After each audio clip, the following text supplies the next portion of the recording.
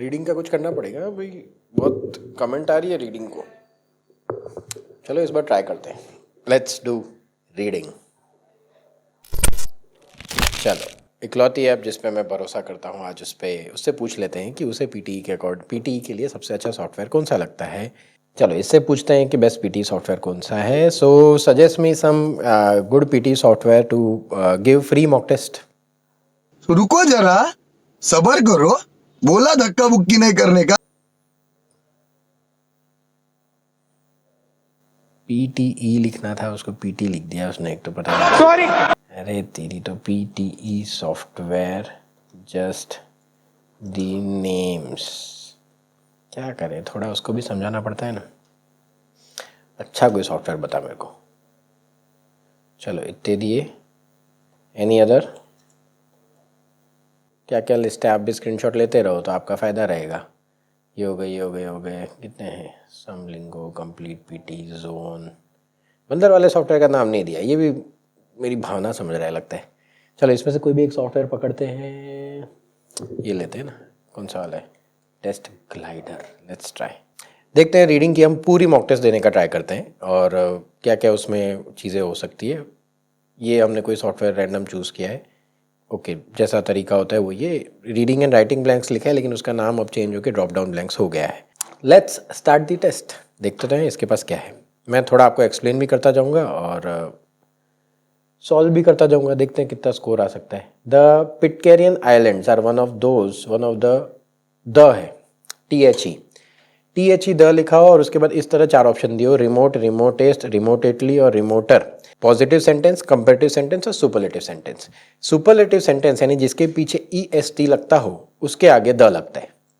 नियम लिखते जाओ, ओके। हम जैसे जैसे सॉल्व करेंगे कुछ आता जाएगा तो मैं बताऊंगा। तो द लगता है तो रिमोट टेस्ट आएगा, ओके। अगर इस तरह EST ER और सिंपल वर्ड दिया है और आगे द दे दिया है तो उसके पीछे EST लगेगा। Has a population of only 47 people. Comma के तुरंत बाद है ना, कॉमा के तुरंत बाद है तो मैं ING ज़्यादा प्रिफर करता हूँ कि वो making it a smallest sovereign state, okay, making it a smallest sovereign state, okay, making. Which has about, मैं पूरा मीनिंग नहीं समझ रहा हूँ, मैं ट्राई करता हूँ ग्रामर से कुछ हो जाए। Which has about 1200 peoples. अब ये कोई जगह का नाम है, रिमोट आइलैंड लिखा था, ये कोई जगह का नाम है तो यहाँ पे लोग रहते होंगे ना, रिसाइडिंग होगा ना, क्योंकि बाकी चीज़ें क्यों होंगी, ट्रैवलिंग क्यों होंगे।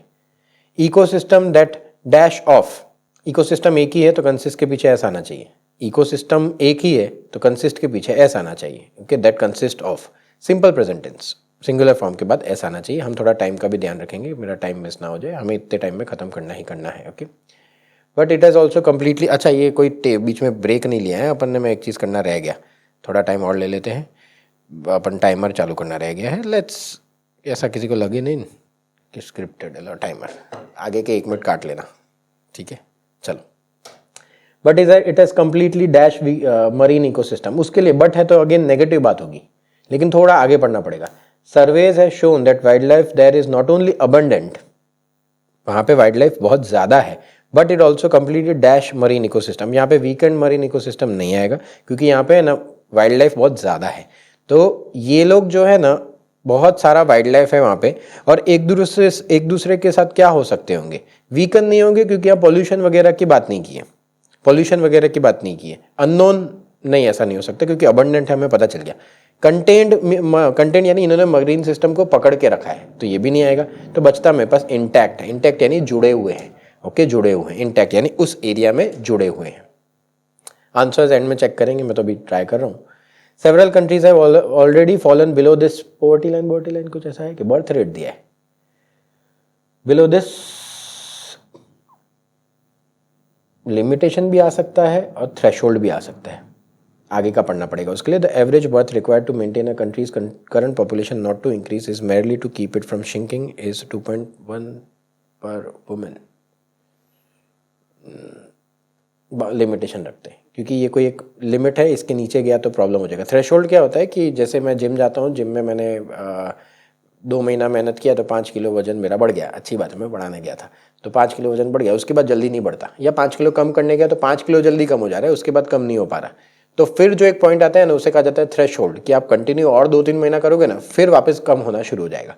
तो थ्रेशोल्ड एक बड़ा पड़ाव जिसे आपको पार करना पड़ता है, तो थ्रेशोल्ड उसे कहा जाता है। द ग्लोबल पॉपुलेशन, यहाँ पे 2070 वर्ड दे रखा है, देखो 2070 दे रखा है। तो ग्लोबल पॉपुलेशन ऐसा एक काम जो अभी शुरू नहीं हुआ, यानी फ्यूचर टेंस की बात हो रही है, लेकिन जब तक होगा तब तक खत्म हो चुका होगा। अजीब बात है ना, ऐसा एक काम जो अभी शुरू नहीं हुआ जब होगा और उसके बारे में जब बात की जाएगी तब वो खत्म हो चुका होगा। तो यहाँ कह रहा है 2070 में होगा, लेकिन तब तक हम 10 बिलियन पहुंच चुके होंगे, यानी वो काम खत्म हो चुका होगा। इसीलिए ये will have reached, future perfect continuous tense, इस टेंस में हम बहुत मुश्किल से बात करते हैं, इसलिए ये टेंस हमें ज़्यादा नहीं पता होता, लेकिन ठीक है टेंसेस आपको आने चाहिए। डैश दिस इश्यू, अब कंबाइनिंग नहीं आएगा क्योंकि कंबाइनिंग 2-3 चीजें होनी चाहिए, यहाँ पे तो एक ही चीज है, दिस है ना, दीज होता तो मैनी इश्यूज आता, कंबाइनिंग ऑल दीज इश्यूज, तो कंबाइनिंग में नहीं आ सकता।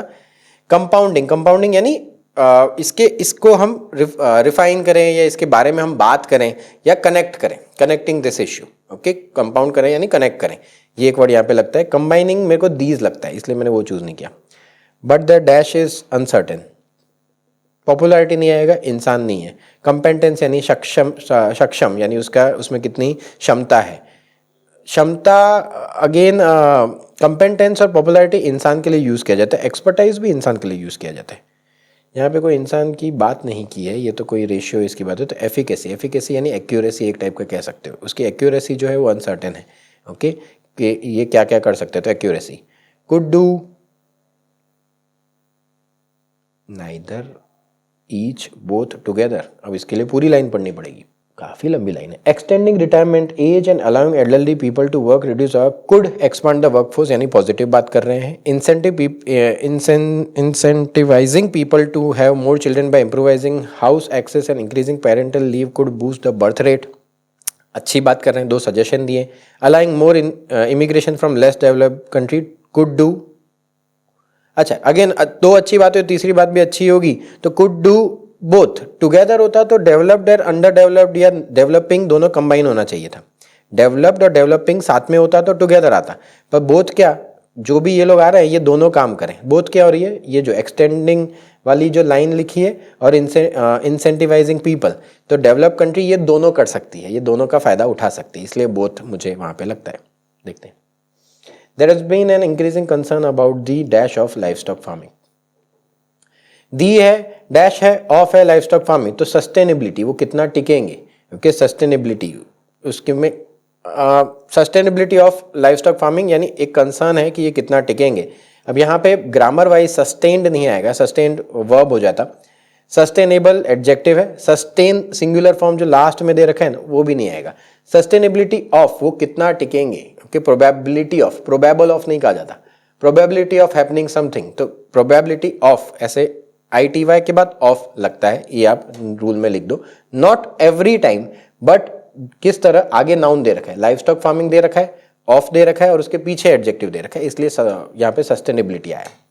Various project searching for, search कर रहे हैं, प्रोटीन सोर्स है, यानी मैं थोड़ा ये समझ रहा हूँ कि हम क्या ढूंढ रहे होंगे कि हमको कहाँ से, जिम वाले ज़्यादातर क्या ढूंढते हैं कि हमें कहाँ से अच्छा प्रोटीन मिलता जाए, तो अल्टरनेटिव, ऑपोजिट क्यों करेंगे, अल्टरनेटिव यानी और के किस किस चीज़ों से हमें प्रोटीन मिल सकता है। There these approaches have been dash successful, perfectly successful नहीं हो सकता, वो तो आज की तारीख में नहीं। नेचुरली सक्सेसफुल यानी हमारा कुछ हाथ नहीं अपने आप हो गया, ये भी नहीं है।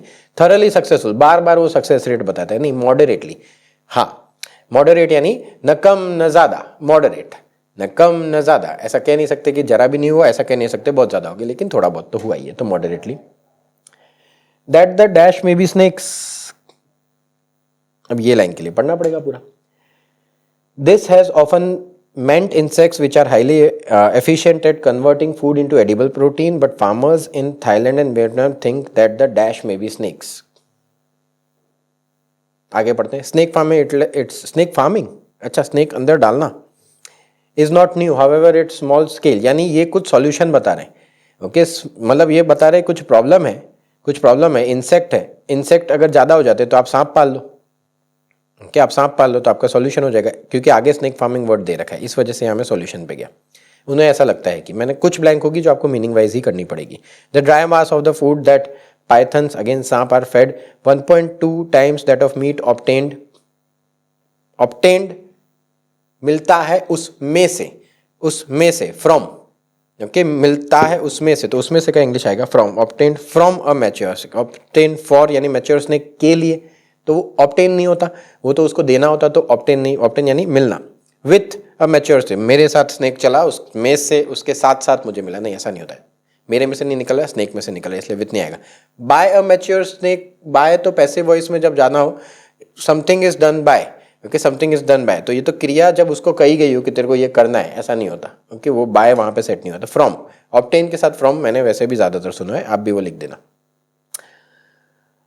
मैनी ऑफ इट कंपनीज अभी भी काम कर रहे हैं कि नहीं अपने को, खाली इज है ना, देखो ऑल्दो चाइना के बाद इज है यानी प्रेजेंट टेंस, इज नोन अभी भी नोन है, यानी यहाँ पे भी आर ऑपरेटिंग कर दे। Many of the companies are still operating on the profit margin, okay, अभी भी कर रहे होंगे ना, इसलिए present continuous tense. Several representatives of company, representative जिंदा लोग हैं, ओके, तो जिन्होंने अटेंड किया तो हु अटेंडेड, समझे, जिंदा है इसलिए हु, बाकी ऑप्शन जो थे व्हाट वेयर व्हेन ये जिंदा लोगों के लिए नहीं थे। बट इट हैड डैश, ये पढ़ना पड़ेगा, बट के बाद वाली लाइन जो भी होगी ना वो पढ़नी पड़ती है आपको। For example, some electronics enjoyed a profit margin of 6% just 3 years ago but it has dropped to mere, dropped word आना चाहिए क्योंकि यहाँ पे कह रहा है ना, क्योंकि 0.5%, यानी या बढ़ा या कम हुआ होगा, स्काई रॉकेट नहीं होगा क्योंकि 0.5 बहुत बड़ी वैल्यू नहीं है, तो स्काई रॉकेट यानी ये आसमान छू गए, नहीं। स्टेबलाइज यानी पहले बहुत गिर गया अब स्टेबल हो गया, तो भी नहीं होगा। रिकवर्ड यानी पहले बहुत नुकसान हो गया पर प्रॉफिट मार्जिन लिखा है तो 6% नुकसान नहीं है, तो प्लमेटेड, प्लमेटेड यानी थोड़ा सा उसमें भेदभाव आया है, थोड़ा सा slide change, okay, slide change. नहीं पता चलता तो बाकी 3 ऑप्शन तो अपने को पता ही है कि नहीं आएंगे, तो इसलिए प्लमेटेड डाल दो। मीनिंग ऐसा नहीं है कि हर बार हमें पता ही हो, पर 3 पता है कि ये नहीं आ सकते, इसलिए मैंने वो पुट ऑन किया। कंपनी वॉज फोर्स टू है, टू के बाद एक्सेप्टेंस नहीं आएगा, एक्सेप्टेबल नहीं आएगा, एक्सेप्टिंग आईएनजी बहुत रेयर कंडीशन में आएगा, बाकी एक्सेप्टेंस और एक्सेप्टेबल नहीं आता। टू के बाद सीधा V1 फॉर्म आना चाहिए, to accept. This is in stock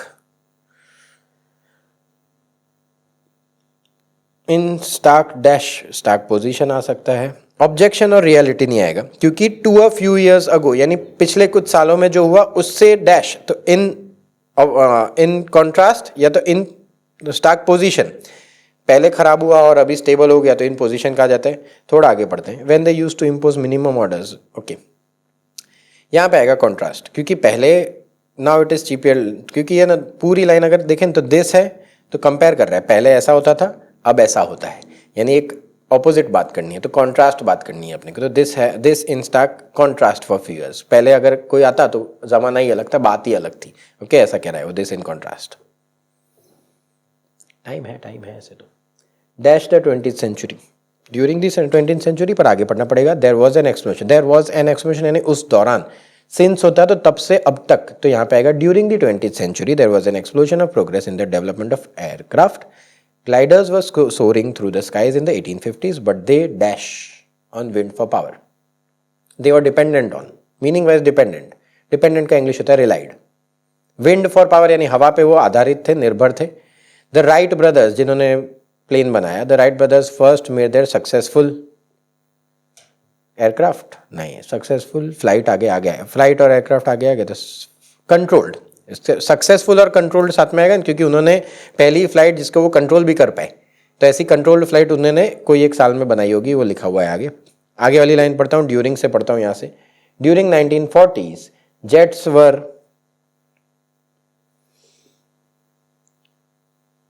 अब ये है passive voice, axis and allied powers are developing jets, ऐसा अगर अपन बोलते हैं तो अगर पैसिव वॉइस में मैं जेट्स को आगे ले लेता हूं तो बनता है jets were developed by, jets were developed by.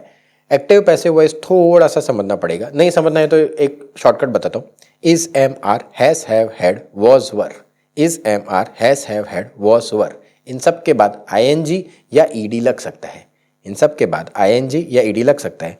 यहाँ पे ध्यान से देखो ये सॉफ्टवेयर अच्छा क्यों है, क्योंकि ये ना, और पीटी में भी ऐसा होगा, आपको डेवलपिंग और डेवलप्ड साथ में नहीं देंगे, डेवलपिंग और डेवलप्ड साथ में नहीं देंगे, तो आप कंफ्यूज नहीं हो पाओगे एक्टिव और पैसिव के अंदर, वरना ये पैसिव वॉइस है। नई डिटेल में समझना तो is, am, are, was, were, has, have, had, इनके पीछे आईएनजी या ईडी लग सकता है। ऐसा एक बेसिक रूल अभी याद रख लो, ऐसा एक बेसिक रूल याद रख लो, फिर एक्टिव पैसिव में हम डिटेल में देखेंगे आगे। एरोप्लेन आर स्टिल, स्टिल है, एरोप्लेन्स जो है वो आज की तारीख में क्या होते होंगे, आज की तारीख में दे आर वाइडली यूज्ड, उसको आज की तारीख में बहुत ज्यादा यूज किया जाता है, ये तो ठीक है। पर्सन और बिजनेस, ये तो पूरा ही पढ़ना पड़ेगा। A mortgage is type of loan that uses, देखो ये बात हो गई एकदम जनरल बात।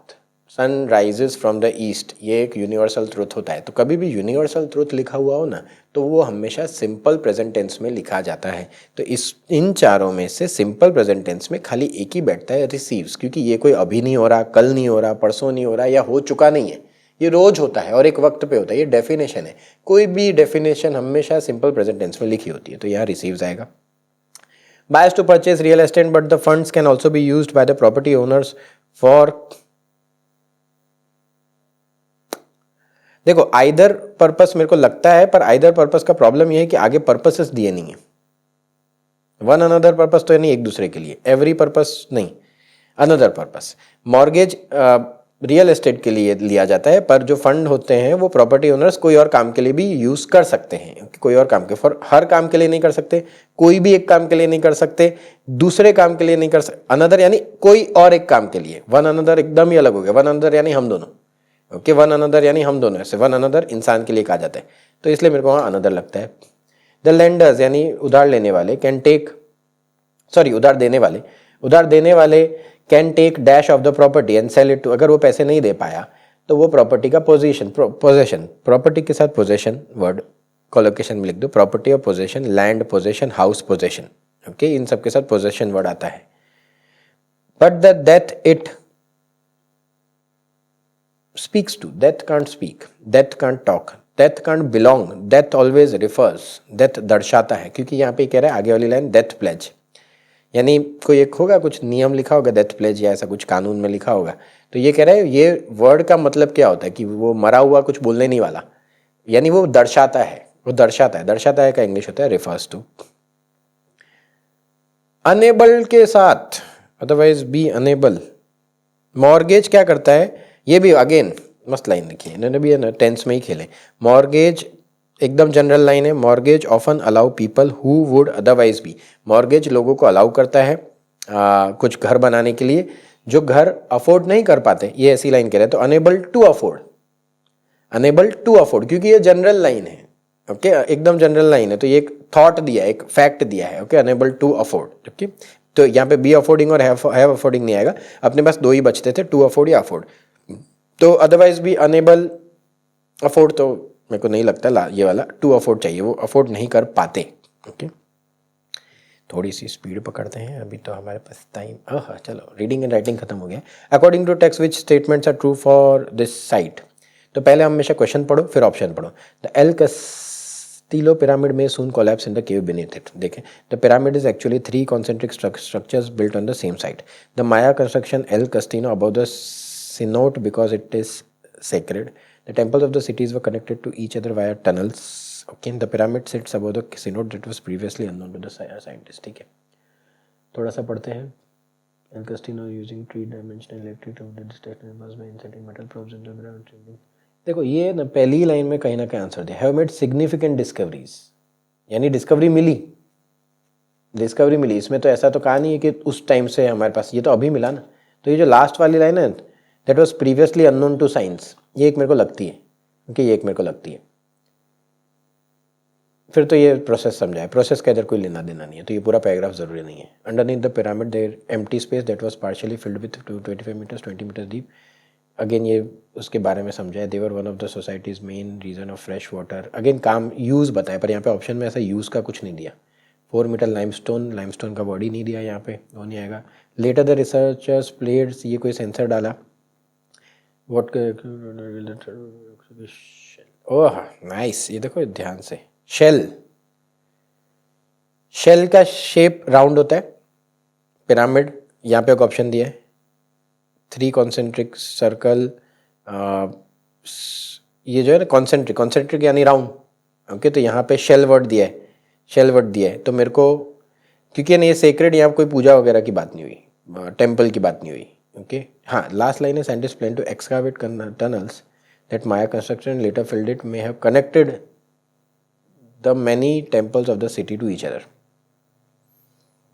दैट हैव कनेक्टेड, मतलब ये कह रहा है कि उसने कनेक्ट शायद करता होगा, और यहाँ पे लिया है the temple of the city were connected, have यानी हो सकता है, वर यानी पक्का है, ओके। देखो खाली एक वर्ड की वजह से नहीं, ये वाला मैं चूज नहीं कर पा रहा, तो टेंशन एक ही टिक करने का, ओके। इसमें एक ही टिक करो, दूसरा टिक मत करो, टाइम मत बिगाड़ो, 1.5 मिनट टू 2 मिनट कर लो, क्योंकि ये वाला, ये तो और खतरनाक क्वेश्चन है।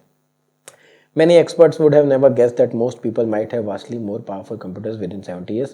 The skepticism, skepticism मतलब डाउट, तो would have never guessed, उन्होंने गेस नहीं किया होगा। In fact, the president of IBM, when the computer industry was in the infancy, there was much doubt. इसको कहीं कहीं और, पहले मेरा तो क्या आदत है पता है, मैं पहले सब शिफ्ट कर देता हूँ, फिर ऊपर नीचे करता रहता हूँ, तो ये ज़्यादा ईजी रहता है, टाइम भी बचता है। Many experts would have guessed that most powerful within 70 years when the computer industry was in the infancy.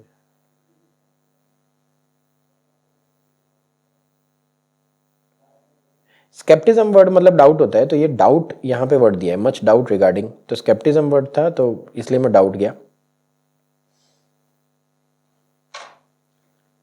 In fact the president of IBM famously and earnestly predicted, ये वाली लाइन मेरे को परेशान करेगी, ये पहली वाली लाइन मेरे को परेशान करेगी। ये तो इनफैक्ट यानी ये तो प्रेजेंट टेंस की बात होगी, अभी की कुछ बात हो रही है, तो वो तो ठीक है।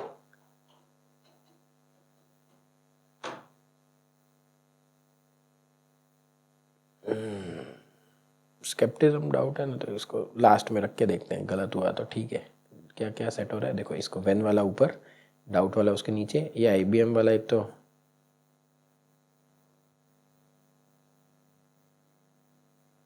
पता नहीं इसने कब बोला, अभी बोला तब बोला, यूं कर लेते हैं। 1 मार्क तो आ रहा है, चलेगा, 1 मार्क आ रहा है, मिले बहुत है, 1 मार्क आएगा।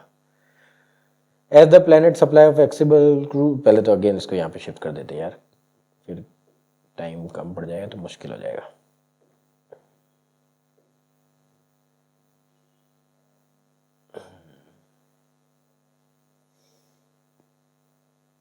मोर एडवांस टेक्नोलॉजी डू एग्जिस्ट, ये पहला नहीं आ सकता। As the planet supply of accessible crude oil is depleted, plastic pollution continues to increase, effective passage become more important. अब देखते हैं कि no longer more energy, unfortunately the current expose temperature, the current recycling methods as the planet supply unfortunately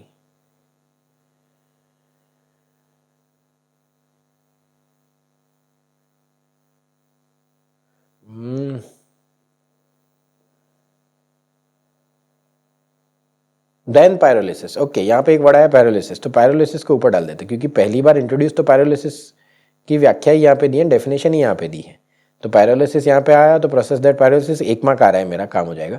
ये क्यों सबसे पहले लिया, क्योंकि ये पहले कह रहा है कि नुकसान, और द करंट रिसाइकलिंग मेथड यानी अभी, तो कौन से मेथड, पायरोलिसिस, गैसिफिकेशन, और लास्ट में कह रहा है एडवांस टेक्नोलॉजी है पर उसको हम अभी अडॉप्ट नहीं कर पा रहे हैं। तो ये पूरी कहानी इस तरह बन रही है, ओके, पूरी कहानी इस तरह बन रही है, ओके। आपको ना समझ में आया तो एक बार वीडियो पॉज करके आराम से पढ़ लेना, ओके। मैंने ये फ्लो है, आपको पूरा समझने की जरूरत नहीं पड़ती, बस एक हिंट लेनी पड़ती है। और 3 रियोड पैराग्राफ, सखा फिल्म मेकर्स, नाउन सबसे पहले ऊपर, सिंस तो सबसे पहले ऊपर नहीं आएगा, इसको कहीं ना कहीं नीचे डाल देते हैं, दिस डाल देते हैं, यू डाल देते हैं, यू डाल देते हैं, अब ऊपर नीचे करते हैं।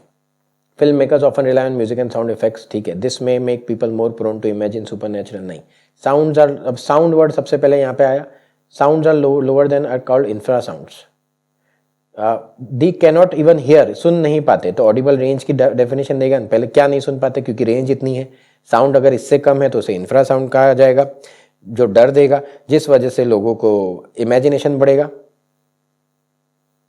अब ये वाला परेशान करेगा मेरे को, यहाँ भी आ सकता है, सिंस अब ये वाली लाइन है ना परेशान करेगी, क्योंकि यहाँ पे इंफ्रा साउंड आया, इंफ्रा साउंड के बारे में यहाँ पे समझाया, तो ये दिस इसका प्रोनाउन हो सकता है या इंफ्रा साउंड का भी हो सकता है। पढ़ लेते हैं थोड़ा सा, service suggested vibration that cost, ये लगता है मतलब दिस ज़्यादा लगता है, गलत हुआ तो सिंस ऊपर आएगा, बाकी ये ऊपर के सही है। मेरे को तो 1 मार्क ही चाहिए। ओके, 1 मार्क ही चाहिए। Gothic architecture is a style of architecture that spread across दिया है। स्प्रेड के साथ अक्रॉस सुना है मैंने, स्प्रेड अक्रॉस नहीं था, through out the design elements that dash and supported, ED है। देखो डैश एंड सपोर्टेड यानी ये ईडी दिया है तो यहाँ पे भी ईडी चाहिए, तो डिफाइंड एंड डिपेंडेंट या 3 दिए हैं, रेज्ड भी है। ओहो, आगे पढ़ेंगे। अर्लियर आर्किटेक्चर डैश्ड ऑन,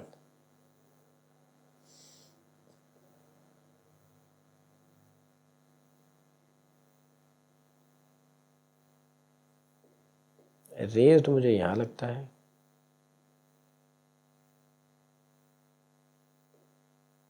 अब डिफाइन एलिमेंट्स जो द डिज़ाइन एलिमेंट्स जो बताते थे और सपोर्ट भी करते थे कि कंस्ट्रक्शन किस तरह होता है, ये आगे इस तरह मेरे को लगता है। ये जो आर्किटेक्चर वॉज रेज्ड, रेज्ड यानी स्पेस से बना था, रेज होना यानी स्पेस से बनना, रेज यानी कुछ भी खड़ा करना, इसको स्पेस से बनना, तो रेज्ड डालता हूँ। बाकी मेरे को रिप्लेस्ड नेगेटिव वर्ड हो जाता है, इसलिए रिप्लेस्ड किसको करूँ मैं, वो समझ में नहीं आ रहा इसलिए। Prior to 12th amendment of US, each member of electoral college was dash to allowed, was है, ईडी चाहिए, अभी मैंने समझाया ing ईडी, देखो नीचे ऑप्शन में भी ing नहीं दिया, अच्छा यार। was allowed to cast 2 votes but there was no dash between, कोई उसमें नहीं था क्लासिफिकेशन डिस्टिंक्शन। 2 वोट करने पर दोनों में कुछ क्लासिफिकेशन 3-4 चीजें हो तो उससे ये होगा तो क्लासीफाई, ये होगा तो क्लासीफाई, शन वाले 2 ऑप्शन थे तो डिस्टिंक्शन ज्यादा वेटेज मार रहा है कि 2 वोट में कुछ डिस्टिंक्शन नहीं था कि प्रेसिडेंट का वोट कौन सा, वाइस प्रेसिडेंट का कौन सा। डैश कैंडिडेट रिसीव्ड, दोनों में से कोई भी is called whichever candidate received would become the president. Okay, क्या क्या कैंसिल हो गया, विथ और अगेंस्ट ही बाकी है। क्यों? क्योंकि ईडी वाला अलाउड के साथ कैंसिल हो गया, क्लासिफिकेशन वाला डिस्टिंक्शन के साथ कैंसिल हो गया, मेरे पास अगेंस्ट और विथ ही बाकी है। इन दोनों में से एक आना चाहिए। To work with each other, to work against each other, उसके लिए थोड़ा आगे पढ़ना पड़ेगा। दिस सिस्टम वर्कड अंटिल, यानी खत्म हो चुका, तब तक काम करता था जब पॉलिटिकल ओपोनेंट्स तब तक ही काम कर पाया, उसके बाद काम नहीं कर पाया, तो they work against each other, क्योंकि ये ना political opponents fill this office and proceed to work against. Okay, ये 1976 तक ही काम कर पाया। When countries attempt to physically or military limit or direct or actions of other nations, such behavior leads to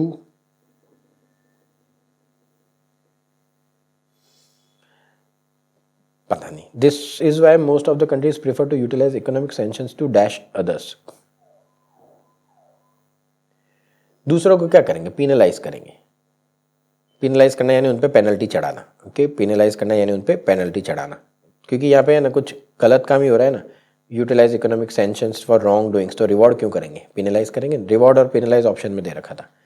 sanctions disturb economic exchange bye instituting trade barriers dash travel, trade barrier लगाना, travel को क्या करना, restrict करना। Restrict word नहीं दिया है तो ban कर देना, यहाँ जाना अलाउड नहीं है, सिंपल चीज़। फ्रीजिंग एसेट्स, हाउएवर अब इतनी नेगेटिव बातें हो रही है तो देखते हैं इसमें क्या हो रहा है। National sanctions often have dash effect, effect कैसा हो सकता है, negative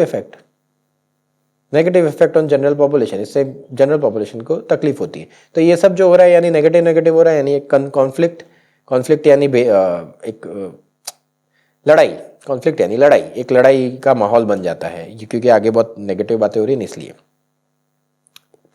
next, light pollution dash ecosystem, पता नहीं, छोड़ देते। But it also dash our connection,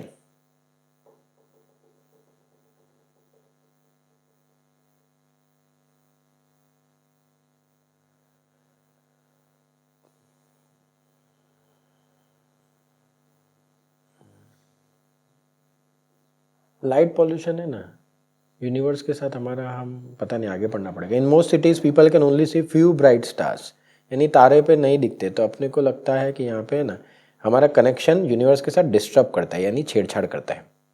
even when skies are clear, समझ में आ गया अब थोड़ा थोड़ा। Mean well the people live in very dash areas like the Australian outback can see, oh nice, थोड़ा सा मैं मीनिंग समझा देता हूँ। वेरी रूरल एरियाज, यहाँ पे है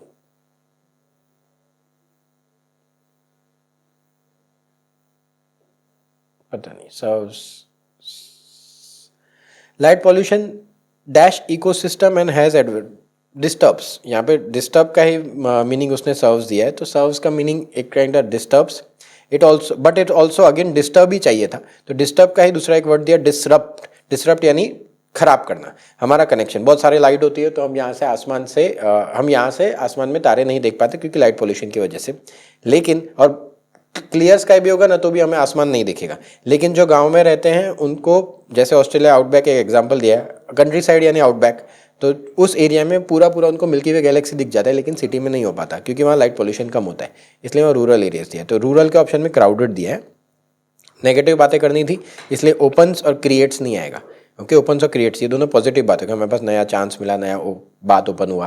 ओके, इसलिए Vincent van Gogh was Dutch painter known for his landscape. Vincent van Gogh, कान काटने वाला विंसेंट वैन गो ही था। सो एक डच पेंटर था जिसकी बहुत सुंदर सुंदर पेंटिंग थी, still life portraits which are dash by, are है तो ईडी चाहिए, कैरेक्टराइज्ड बाय, उसे उसकी जैसे लैंडस्केप, स्टिल लाइफ, पोर्ट्रेट, ये पार्ट्स में उसे कैरेक्टराइज किया, या उसे अलग से कैसे पता चल जाता है कि उसके बोल्ड, ये आगे लिखा बोल्ड यूज ऑफ कलर, वो डार्क कलर्स यूज करता था, तो विंसेंट की पेंटिंग, तो उससे पता चल जाता है विंसेंट स्टाइल है। ये डैश अराउंड, तो उसने प्रोड्यूस की होगी, फैच नहीं की होगी, फैच करना यानी लेके आना, तो वो लेके नहीं आया होगा, वो प्रोड्यूस करता होगा, तो ईडी वाले ऐसे दे रखे हैं।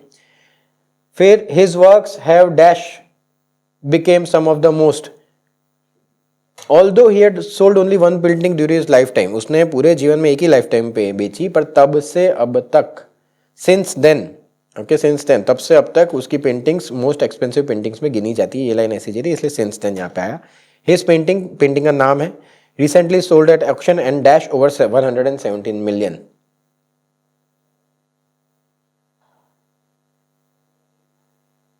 फेस्ट यानी उसने कलेक्ट किया, उतना उसने कलेक्ट किया, तो फेस्ट ओवर 117 मिलियन, क्योंकि बाकी चीज़ें सूट नहीं हो रही, सून रिकॉल डिसाइडेड सूट नहीं हो रहा। ओके, क्या बात करते हो, बहुत नहीं आया अपन तो एंड पे, खत्म हो गई, ठीक है। What is the main topic of the text, the extent of Portuguese colonial empire. मैं हमेशा क्या करता हूँ, कोई भी है कैसे टॉपिक टिक करके रखता हूँ, फिर पढ़ना शुरू करता हूँ, क्योंकि इस टाइम पे टाइम कम बचता है, इसलिए मैं टिक करके फिर पढ़ना शुरू करता हूँ। The global dominance of Brazilian Portuguese, the ways Portuguese linguist maintain the language. Question पढ़ेंगे, आंसर पढ़ेंगे, अब इसमें चले जाएंगे 200। The type of Portuguese that people speaks very depend, कहाँ पे रहते हैं पोर्चुगीज, पहले ये थे, साउथ अमेरिका में गए, एशिया में, पर आज नेटिव जो है वो पोर्चुगल और ब्राज़ील में रहते हैं। ब्राज़ील का जो डायलेक्ट है वो पता चल जाता है यूरोपियन, ब्राज़ील का जो बोलने का तरीका है यूरोपियन से एकदम अलग है, और वो ओके कैसे पता चलता है, ब्राज़ीलियन एथलीट्स बहुत सारे हैं तो उनका बोलने का तरीका टीवी थ्रू देखते हैं तो पता चल जाता है।